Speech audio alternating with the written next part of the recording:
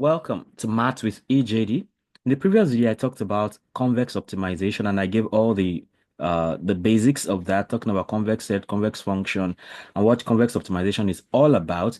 So at the end of the day, I was able to do one example in one dimension, talking about only X. So I feel it's necessary to do it in two dimensions too. So I'm still talking about convex optimization in two dimensions. So I'll just go straight to the example in this case, since you already have the background. In case you missed that video, just go back to it. It's just one video before this one in this playlist on numerical optimization techniques. So here, consider a convex optimization problem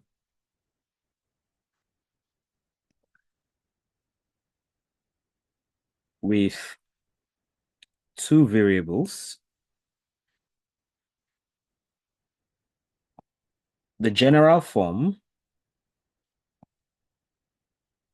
is minimize x comma y, or x1, x2 if you like, of f of x comma y, subject to g sub I of x comma y less than or equal to 0 for I equals 1 to up to m, then hj of x comma y is equal to 0 for j equals 1 to all the way to p. Okay, so um here we will solve a simple convex optimization problem. Convex optimization problem with two variables, x and y, subject to a constraint. Okay, now let's go for that. The problem itself,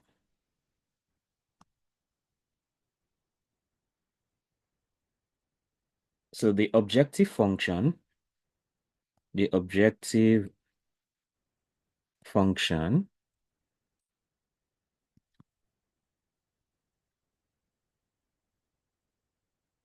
is, in this case, right, f of x comma y, which is equal to x squared plus y squared minus 4x minus 6y. Oh, okay. I think I've jumped something. So okay, well, it's the same problem, right? I just need to do that properly. Um, okay. Yeah, so the example we want to take care of is to minimize x, y, f of x comma y, which is equal to x squared plus y squared minus 4x minus 6y plus 13. Okay, so and that is subject to x plus y greater than or equal to 2. That's the constraint right there. So the first thing we want to do, step one that we take in this case, is to check the convexity. You know, we are talking about convex optimization. Check the convexity of the objective function.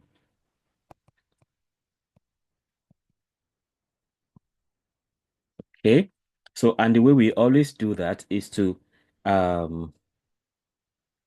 is that we want to check if the function if the function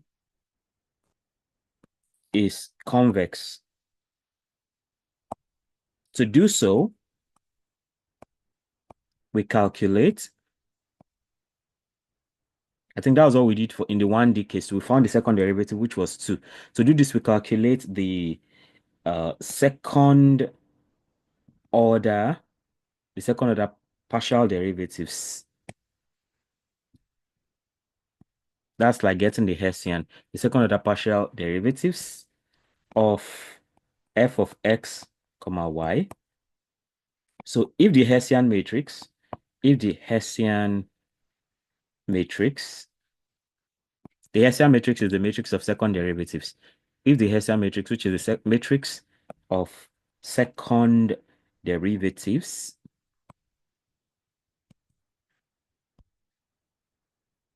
is positive, definite, just like we got a second derivative of the function we dealt with in the 1D case was 2. So that's positive, right? So if it is positive, semi-definite, then the function is convex. All right. So let's go for this now. So the first thing we want to do here under checking for convexity is this. So we compute compute the first derivatives. So that means that, of course, we have f of x comma y to be equal to x squared plus y squared minus 4x minus 6y plus 13. So we need the first derivative. That's f of, we differentiate with respect to x. That's 2x minus 4. Basically, that's what we have for that. Then we have f of f sub y. That's partial f. This is the same as partial f, partial x. This partial f, partial y. So differentiate with respect to y. So we get 2y minus 6. So those are the two expressions we get.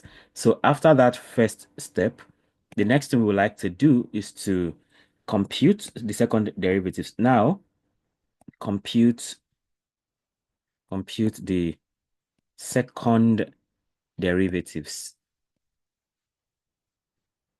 Okay, so that is components of the Hessian matrix, components of the Hessian matrix.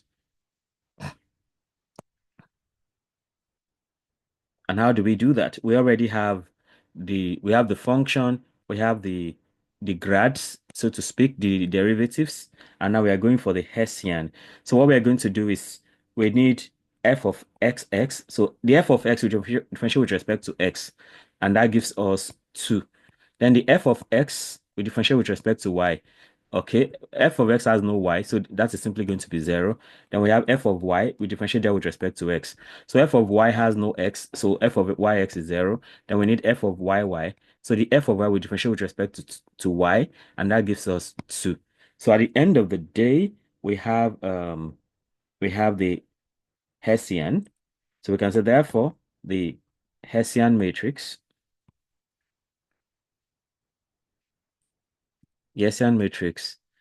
is H, which is equal to f of xx, f of xy, that f of yx, and f of yy. Of course, f of xy and f of yx is the same. So, and that is simply 2002. And you can, from all indications, right? The Hessian matrix is positive definite, right? There's no negative value anyway. And then if you take the determinant, you get something positive. So since the Hessian matrix since the Hessian, and it is a diagonal matrix. So, and for a diagonal matrix, the eigenvalues are the numbers on the along the diagonal. So we can see that already. So since the Hessian matrix,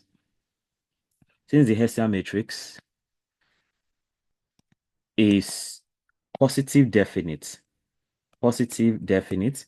I mean, on the first playlist of mine on this channel is on matrices. So I think towards the end, I dealt with positive definiteness and things like that. So you can check that playlist up. Since the Hessian matrix is positive definite, that simply means that both eigenvalues, both eigenvalues are positive. That's the idea of positive definiteness. And there are two in this case because of the fact that the matrix is a diagonal matrix and the numbers along the diagonal are simply the eigenvalues. So both eigenvalues are positive. So you can say that the function f of x comma y is convex. So when we get to the case of non-convex, maybe we can try to do the same and establish whether it's also convex or not. So we are done with step 1, which is to check for convexity. So step 2 now, we go ahead and check the feasible region. So step 2, check the feasible region. Check the feasible region. So the constraint is very useful in this case. The constraint, right, is x plus 2 greater than or equal to 2. Okay. So defines this defines a region above the line. It defines a region above the line x plus 2, x plus y equals 2, which is a convex set. So if it is below the line, we have a wide array like that, which is a convex set. So, I mean, okay, I'm going to demonstrate that in a moment. Therefore, the feasible region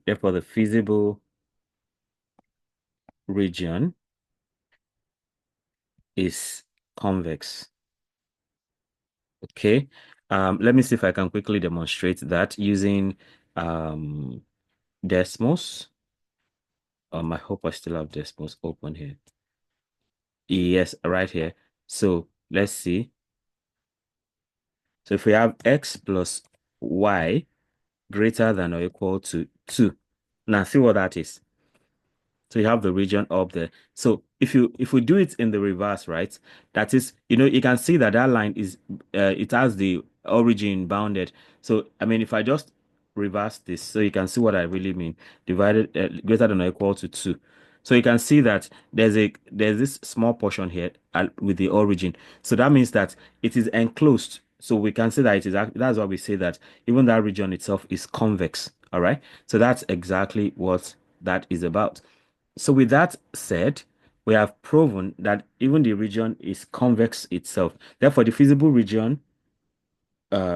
the feasible region is also convex established. So with that taken care of, then we go ahead and talk about step 3.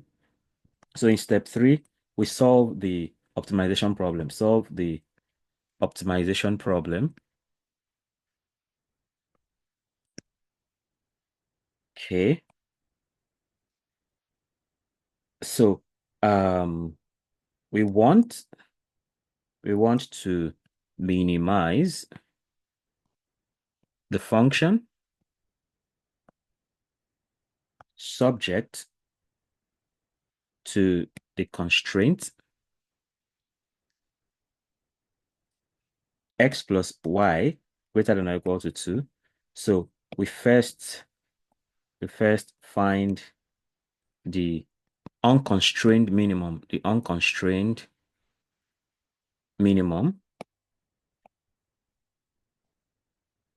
and then check the boundary, defined by the constraint. Okay. So for the unconstrained minimum now, so let's talk about the unconstrained minimum.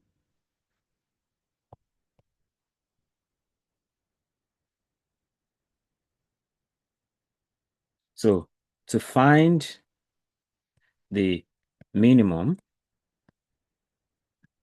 of f of x, comma y without considering the constraint,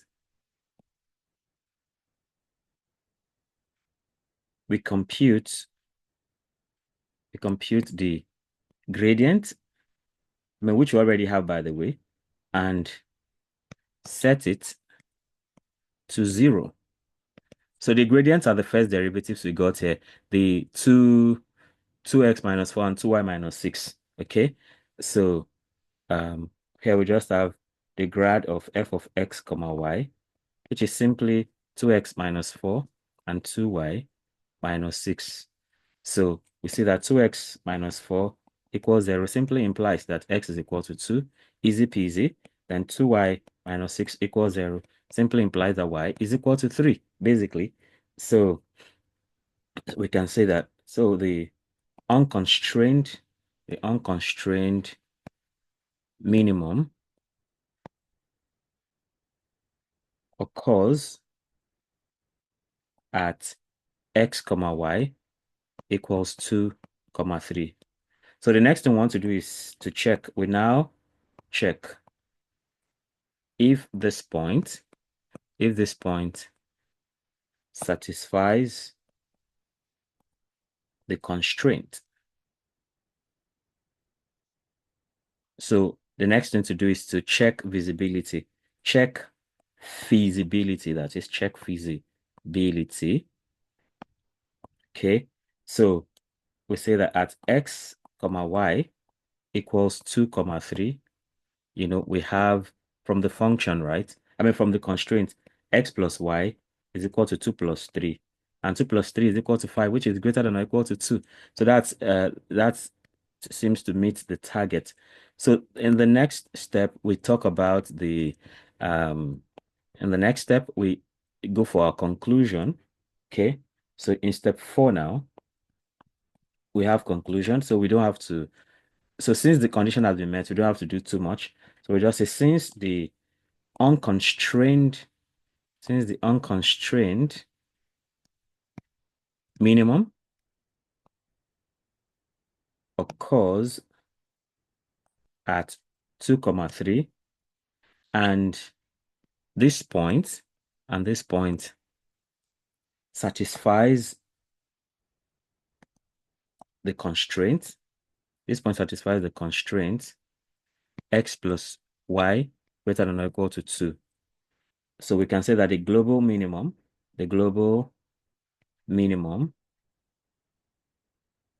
of the objective function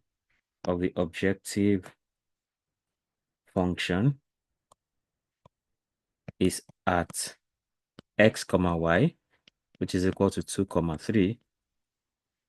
Okay, and the minimum value of the objective function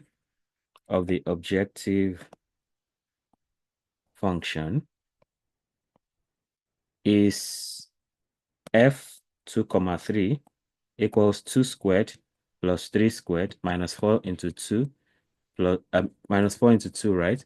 Minus 6 into 3 plus 13.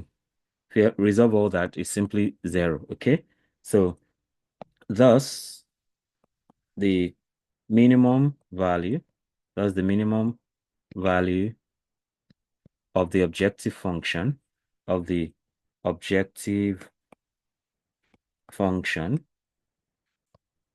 is 0 at x comma y equals 2 comma 3, basically.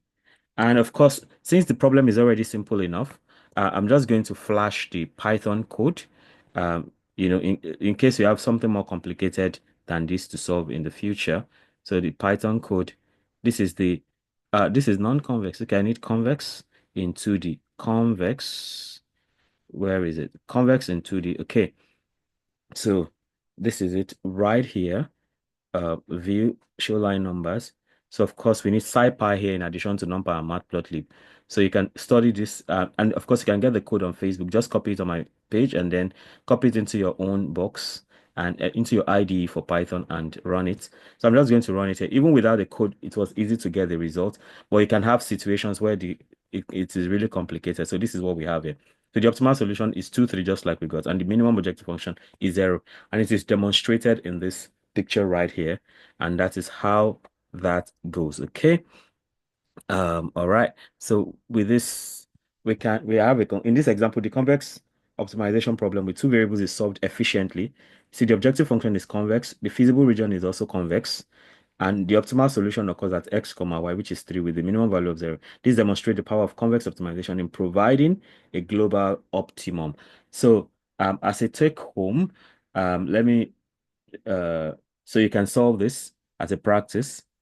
So you can practice with this. So solve the following. Okay. So you have the minimize x comma y for f of x comma y equals 2x squared plus 3y squared minus 4x minus 6y plus 5. Okay, that goes. Well, actually, okay, let me just say subject to x plus y is greater than or equal to 1 in this situation now. What else? What else? What else? Mm, okay, I think that works. Yeah, I think that's fine. Okay, so let me see your question in the comments, either on Facebook or YouTube. If you have subscribed, thank you very much for that. If you have not subscribed, please go ahead and subscribe, and don't forget to hit the notification bell so you can always get alerted each time a new video is released. Then don't also forget to like and share so that more people can have access to this content. Yeah. So let me know how helpful these videos are, and let me also know if there's a topic you'd like me to teach, a problem you'd like me to solve. Till I come your way again, keep doing maths right. Bye.